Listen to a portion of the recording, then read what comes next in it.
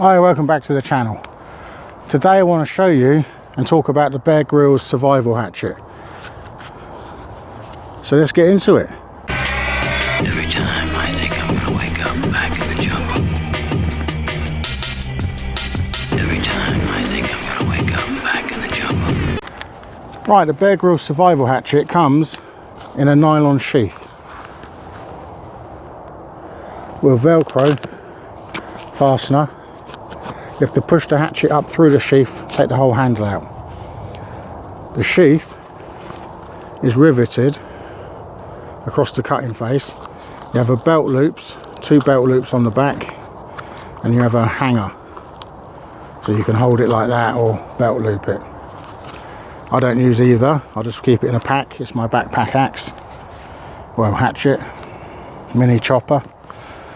So I put in as we go through the video, I'll put in all the technical stuff as we go. So the cutting face, the blade, the edge, down in the bottom, across the bottom, you'll see the actual sizes and all the measurements and the weight in that. I'll put in as we go through. So the actual chopper itself, I'll put the weight in. It's got a rubberized handle with a really good rubbery grip actually. This grip's pretty good. It's a full tang construction, so this metal will go right through to the butt as one piece, and this is just a slid over sleeve for the handle. You've got cinch up points on the fingers, so if you want to use it feather sticking or any close-up work, it's a great blade. I put in a photo of how the blade was when I just took it out of the packet. I took some photos out of the sheath because I haven't maintained this for a long time. I just use it as a smash and bash. I don't look at maintaining things until they start not working properly. It's just the way I am. So this is a close-up look, if you can see in what we've got. I've just run the sharpener over this, but I'm going to show you how I do that to try and bring the blade back, because the blade does roll. It's been, they're known because it's very thin, to give you a little rolled edge, and you can feel it with your fingernail but you can't see it. But I've took it off now anyway. So the way I sharpen this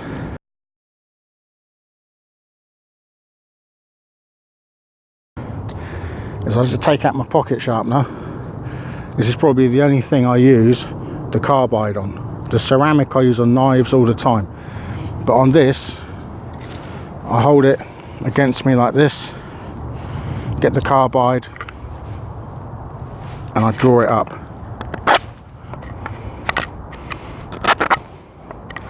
What I also do is I turn the carbide around, because the way them blades are like scissors, and I'll do it the other way as well, so you can feel that difference, because it will catch differently, because there is notches in this blade. This isn't really a maintenance or a sharpening video, but people don't usually put them in, do they, how to maintain your blade. Then once I've done that and took out most of the notching, I don't know if you can see it, I'll take some more photos. I'll run the ceramic on it, which is the white side. You've got to be careful doing this. You don't come off it and slip down and smash your fingers into it, because you'll slash yourself. You probably need to put this in a vise and just control the sharpener really.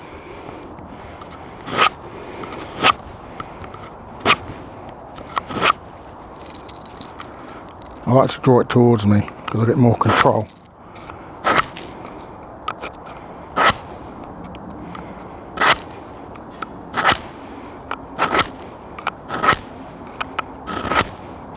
So let's talk about the hatchet and put it to use, because I don't like to do reviews on specs. I like to put my tools to use.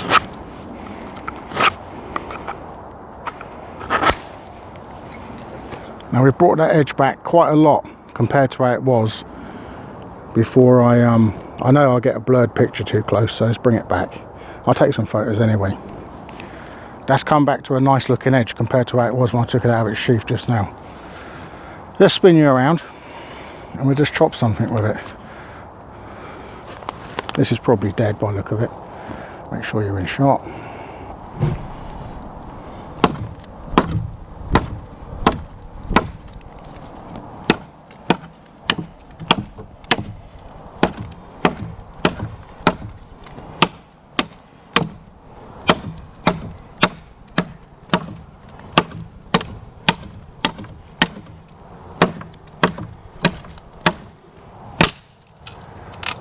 for what it is, it's great. I use it for splitting the small logs and stuff for the fire. That's what I use it for.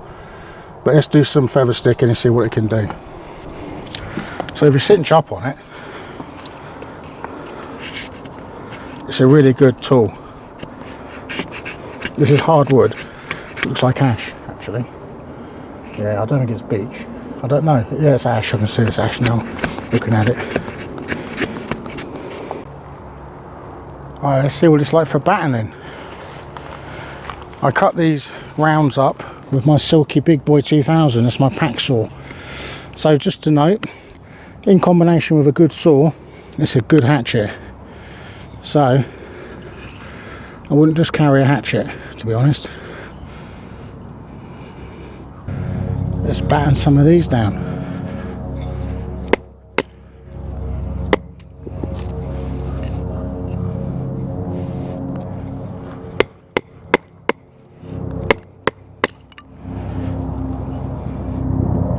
Easy work.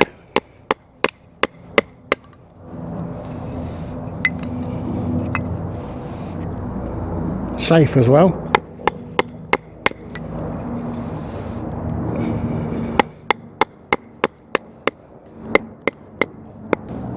Let's see how thin we can get some of these.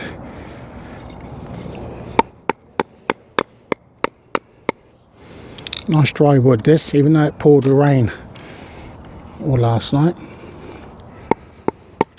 Getting into the heart of the wood.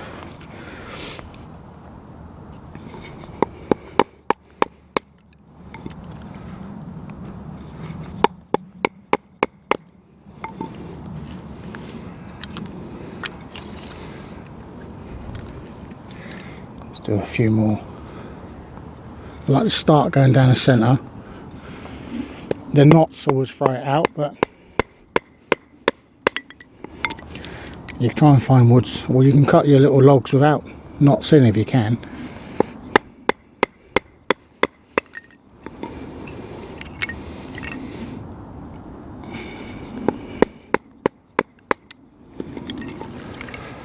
So that's a perfect chopped round.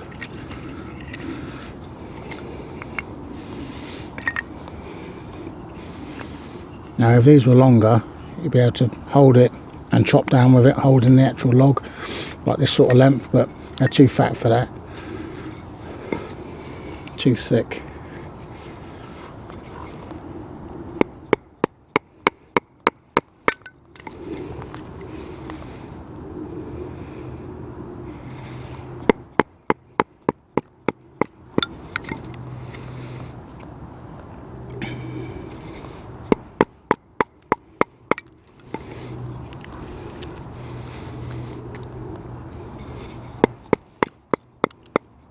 For kindling though,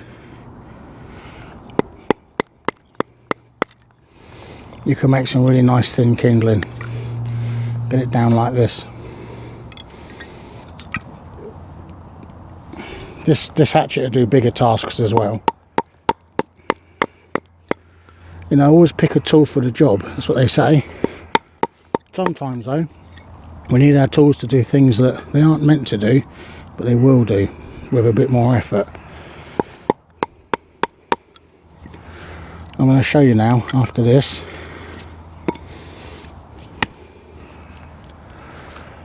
I'm going to use that hatchet to chop a tree down, about probably a 4-inch dead standing tree, so it'll do the bigger jobs if you need it to. So let's have a look at that. This is definitely a dead tree.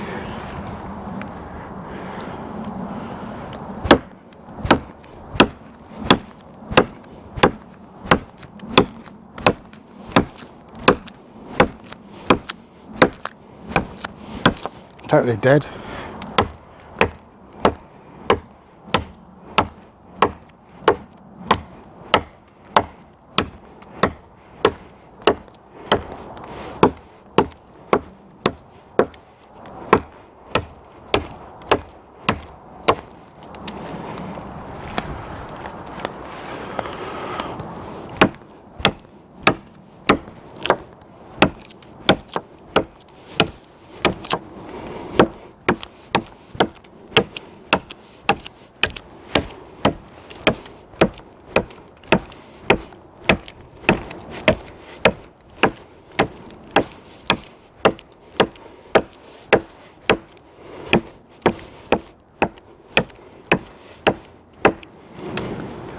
working my way around it.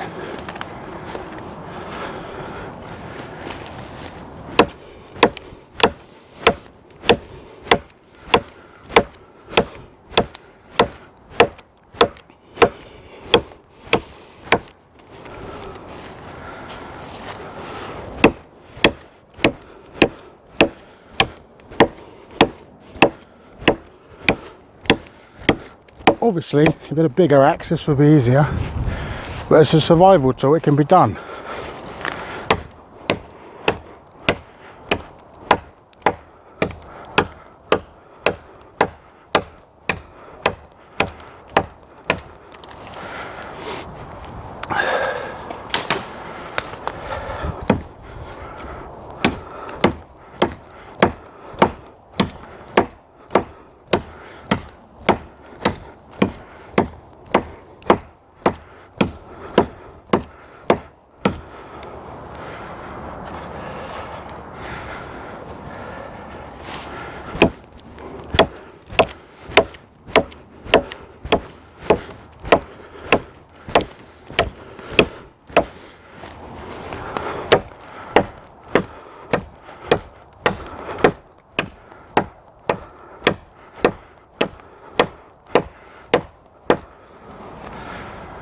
Then you can just push it over, because that's going to go.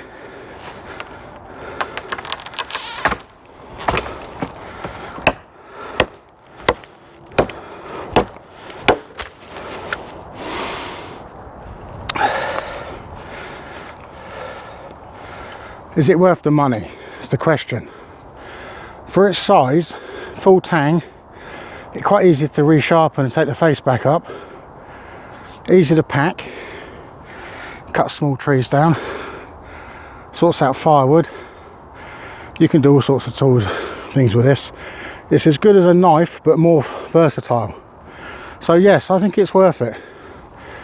I mean, I think you can get them for about 40 quid in the UK, which is, you know, the price of a larger axe.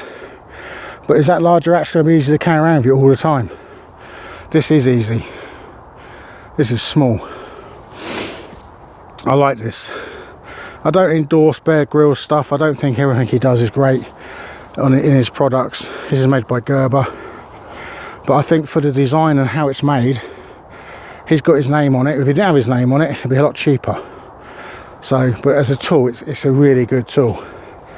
I do recommend this tool. But if your budget won't stretch to this and you don't think it's worth the money, you haven't got one, it's worth the money, but I'd like it to be cheaper. It's a good tool.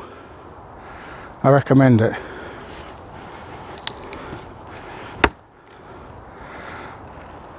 I mean, that's a fair old bit of tree there.